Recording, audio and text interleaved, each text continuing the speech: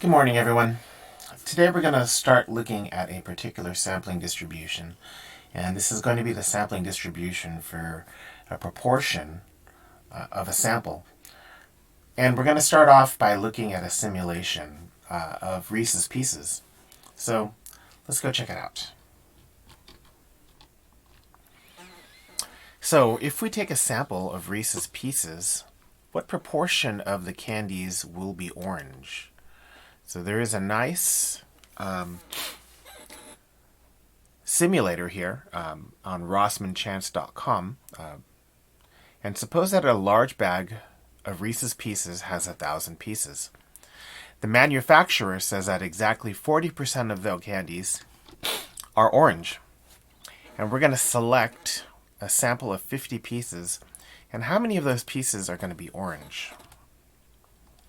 Well, first question is, what type of probability distribution does X have? And when we think about what's going to happen is 40% of those 400 pieces are going to be orange. So that corresponds to, I think, 400 orange candies. And if we draw one of those orange candies, then there's only going to be a 399 left. So immediately I start to think that this is not a binary distribution. But then there's also that thing that if NP is if N is less than 1/10 of the population, then we do have a binary situation. So let's try to qualify all of bins. The B part's pretty easy. Either we get an orange candy or we don't get an orange candy. Independence is where that 10% condition comes in, because our sample of 50 pieces is less than 1/10 of 100, or if you work out the math, 50 is less than or equal to 100. So if that's true, we can pass the independence condition and the same probability condition using the 10% condition. The N part is pretty simple. N is equal to 50. Because our sample size is 50, we're only drawing 50 pieces of candy. And for the same probability condition of bins, the S part of bins, we're going to qualify that with a 10% condition also, because we are drawing a sample that's less than 10% of the population. So that passes. Our probability is going to be 0.4 for every trial. So I would say this is an approximately binomial probability distribution. And if you just write binomial, then you're okay on that too. Now here's the fun part. We're going to draw a sample of 50 pieces using the applet. So let's go ahead and do that. And the applet looks like this. And I've already set this for you. We've got the probability of orange is 0.4. We're going to draw 50 candies, and we're just going to do one sample for right now. And let's animate that for the full effect. So we're going to go ahead and draw our sample. And it nicely separates out all the oranges from the non-oranges. That is a really nice animation. And it looks like we got 20 orange candies. We'll write that there, and then it says to repeat the process 5 times. So let's repeat the process 5 times. Go back to the simulator, and let's do this again. Let's do another sample.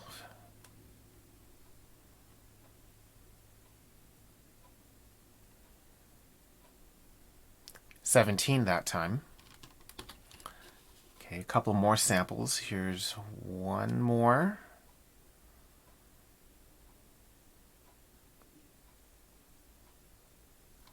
$26. Wow, that's a lot of orange candies. $26. And we'll do the other two quick. So let's do the other two quick, and let's see if we can detect where they are. Boom, boom, 18 for the last one, and I can't tell where the other one went. Oh, it's 20 again, so 20 and 18. So another 20 and another, oh, it was 17, another 17. So that's our 5 samples, and we notice that they're right around 20, most of them except for 26, and we start to wonder, well, why are they close to 20? Okay, so we're going to write the values on a sticker dot, and we're going to add it to the dot plot on the board. Let's go ahead and just make our dot plot with the simulator, and I don't know, what do you think, 50 times? Yeah, let's do this 50 times. There we go. That's a pretty good dot plot. I'm going to zoom in and take a screenshot of that. What does each one of those dots represent? Well, we got each dot after we did a sample of how many? A sample of 50. So each dot represents the number of orange candies in a sample of 50. Next here, what is the mean and standard deviation for the distribution of x? And if we're saying x is the number of orange candies and x is binomial, then the mean and standard deviation for x should just be the same as for a binomial distribution. And how unsurprising, mu x is equal to np, which is 50 times 0.4, which just happens to be 20. The number that, incidentally, is where this almost, it's not really a sampling distribution, but it's close to a sampling distribution. This is centered around 20 as well. Standard deviation is square root of np multiplied by 1 minus p, which is 50 times 0.4 times 0.6, or 3.46. Number 6, what is the approximate shape of the sampling distribution? And the sampling distribution should be approximately normal because of large counts. So let's go over the large counts. Large counts, NP had to be greater than or equal to 10. That's clearly true. NP was 20. And then also N times 1 minus P had to be greater than or equal to 10. N1 minus P is 30, which is also greater than or equal to 10. So pro tip for you, if you know what NP is, N1 minus P and NP both have to add up to N. So if I know NP is 20, then I know N1 minus P has to be 30, because 20 and 30 have to add up to the sample size of 50. Just saves you a little bit of work if you're confident in your skills. So yeah, this is normal because of large counts. Let's get a normal distribution. Here's that normal curve that I always use. We're going to label the mean at 20. So we've got the mean of 20, and then we've done some addition and subtraction for the first 2 standard deviations on either side. So we got 23.46 and 16.54 being within 1 standard deviation, and 1308 and 26.92 within 2 standard deviations. Okay, looking good. Let's move on to number 7. And it says, instead of finding the number of orange candies, we're going to find the proportion of orange candies. So we'll use our samples for number 2 to turn these into proportions of orange candies. Let's refresh our memory. What were those number of orange candies? Okay, so we had 20, 17, 26, 20, and 17. Let's divide each of those numbers by 50 to get ourselves a proportion. So taking each of those observations and dividing by 50, we get 0.4, 0.34, 0.52, and 0.34 again. So now we're going to sketch the dot plot below. So let's go ahead and go to our simulation. And we're going to turn these into the proportion of orange. And notice how along the horizontal axis things have changed. So we're going to go, but the shape didn't change. Look at that. If here's number of orange, here's proportion of orange. The dot plot is identical, and the only thing that changes is the scaling. That should make sense, because in essence what we're doing is what we are doing exactly is dividing everything in our data set by 20. So if we, or multiplying by 1/20th. So if we multiply everything in our data set by the same number, that doesn't change the shape of the distribution. It just kind of puts the distribution in a different place. So it makes sense that the shape should be the same. If we take a distribution and we multiply all the members by the same number, then remember what happens. The shape stays the same. The variability gets multiplied by that same number, and the mean gets multiplied by that same number. I'm sure that's going to be important to us later. Each of these dots represents the proportion of orange candies in a sample of 50. And then, just as I kind of predicted, what about the new mean and standard deviations? So let's do a little bit of algebra here. The old mean was NP, and the old standard deviation was NP1 minus P. Now we're going to divide each of those by n to get the new mean and standard deviation. Okay, so we're multiplying the new mean multiplying for the new mean. So if the old mean was NP, the new mean is NP times 1 over n, which simplifies into just P. So the new mean is P. Does that make sense? Does this look like this is centered at 0.4? And you don't have to tell me. I know it's centered at 0.4. Now the new standard deviation is going to be square root of NP multiplied by 1 minus P. And then if we multiply that old standard deviation by 1 over n, that simplifies into root P1 minus P over n. So the entire thing is in the square root there. You can do the algebra to simplify that if you like. Sometimes we get some calculus students who will say, finally, some math here. But you can just trust me. It's P1 minus P over n, and that works out algebraically. So what we've done is we've found the mean and standard deviation for a sampling distribution of P hat. Okay. What is the approximate shape of this sampling distribution? Well, remember, if we just multiplied every part of the population by 1 over P, that means we're not changing the shape. So the shape is going to remain the same. And if the shape is approximately normal, then we have the mean for that distribution, and we have the standard deviation. Actually, you know what I forgot to do? I forgot to go ahead and get those values. So let's get those values for the new mean and the new standard deviation. So the new mean is 0.4 and the new standard deviation is 0.069.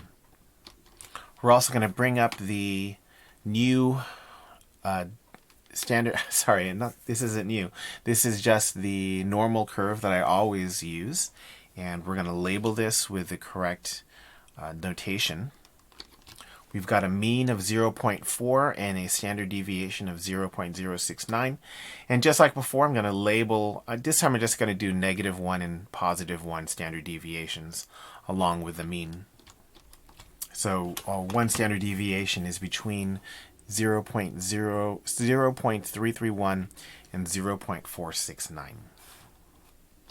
Next, we know that a bag of Reese's Pieces contains exactly 40% that are orange.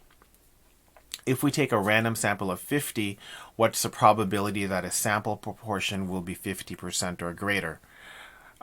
This is really great because now that we have the sampling distribution and it's approximately normal, we have all the normal distribution tools that we could use in order to figure this out. So as memory, to remember how we did this, we started off with the normal curve. So let's get our normal curve. Conveniently, I can just copy and paste from before. I think we want to know 50% or greater. So we need to keep labeling our diagram until we can see where 0.5 is going to be.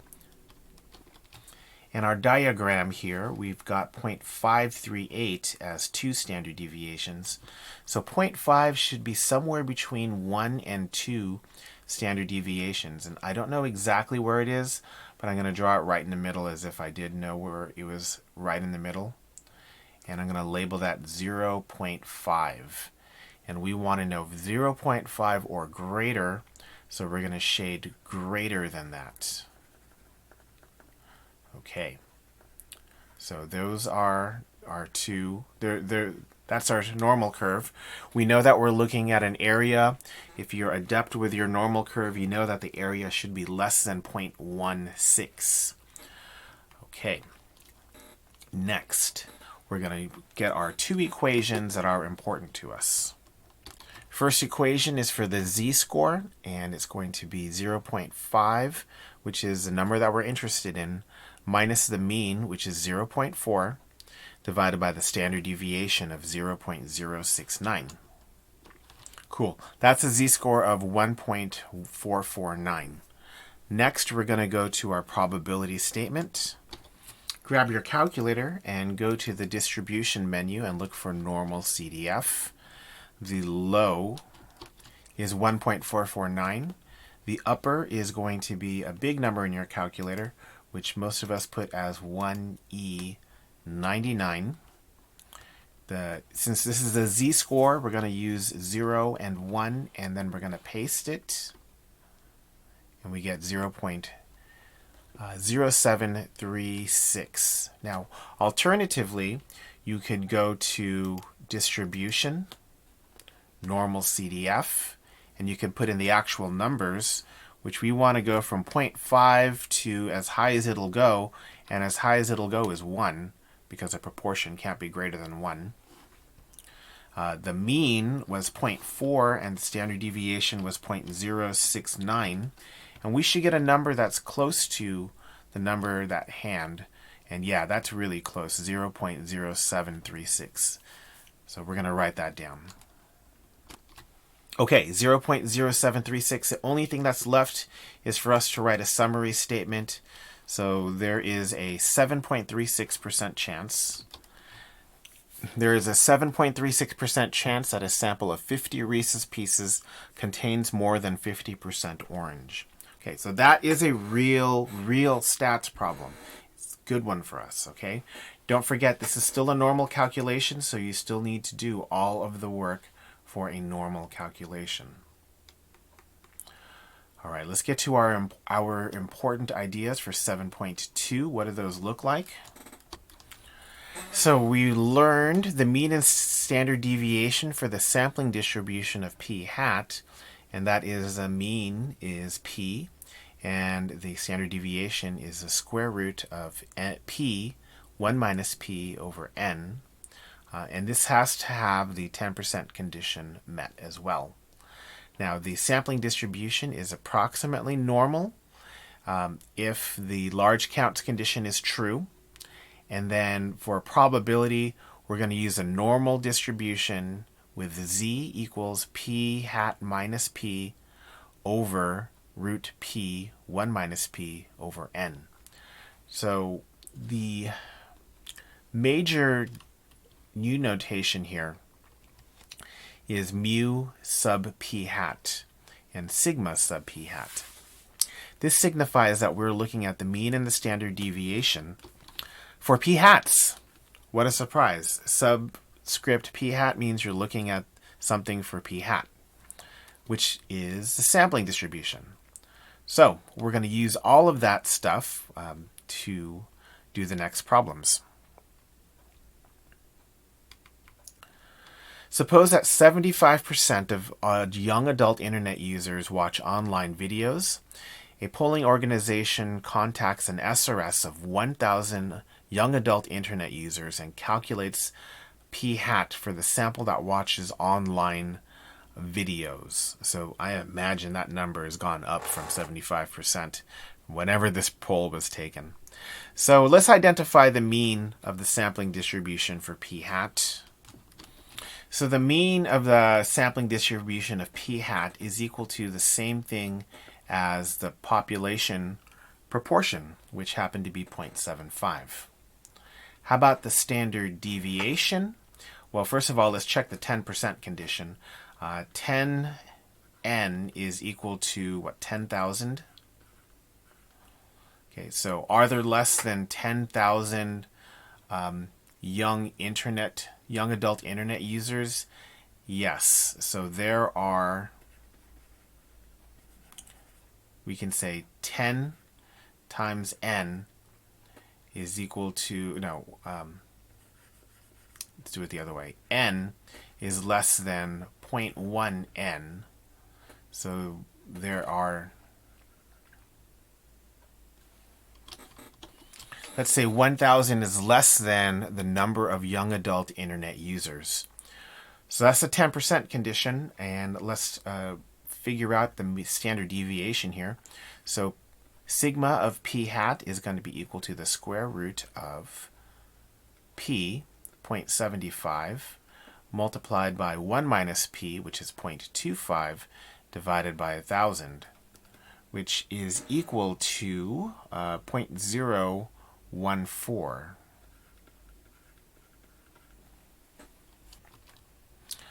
Is the sampling distribution for p hat approximately normal? Check the large counts conditions. So we know that NP is 750 because 0.75 times 1,000 is 750. That also tells us that N1 minus P is 250 because that's just 750 plus 250 is 1,000.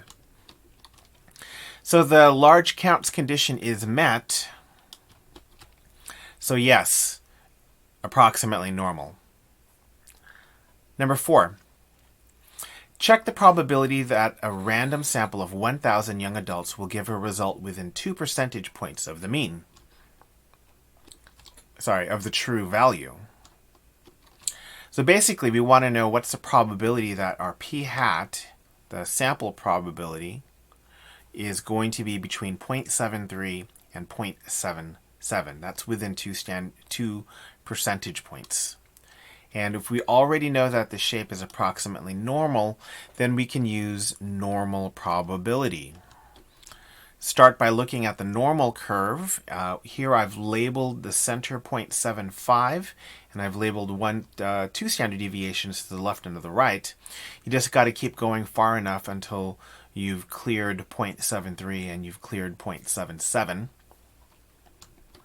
Next, we're going to locate 0.73 and 0.77. Those are between 1 and 2 standard deviations of the mean. So that actually gives me an estimate here for my probability. My probability should be somewhere between 68% and 0.95%. Even without a calculator, I know that that has to be true. Z1 on the left side is 0.73 minus 0.75, the mean, over the standard deviation of 0.149, gives me a z-score of 1.429. And that puts Z2 at positive 1.429, which you could probably figure out without calculating, since 0.73 and 0.77 are symmetric about the mean. So that gives me a way to calculate this. This probability now is the same as the probability of a z-score between negative 1.429 and positive 1.429. You can go ahead and grab your calculator now. Head on over to second distribution, normal CDF, and we're going to go between negative 1.429 and positive 1.429. These are z-scores, so the mu is 0 and the standard deviation is 1. And we get 0.847. So that's an 84.7% probability that the sample of 1,000 young adults is within 2 points of p, the true proportion. And if we sample 9,000 instead of 1,000, what would change about the sampling distribution? Well, the shape would stay normal. Okay. The mean, that's going to stay the same as well because it's still going to be centered at 0.4. But the variation, that's going to decrease.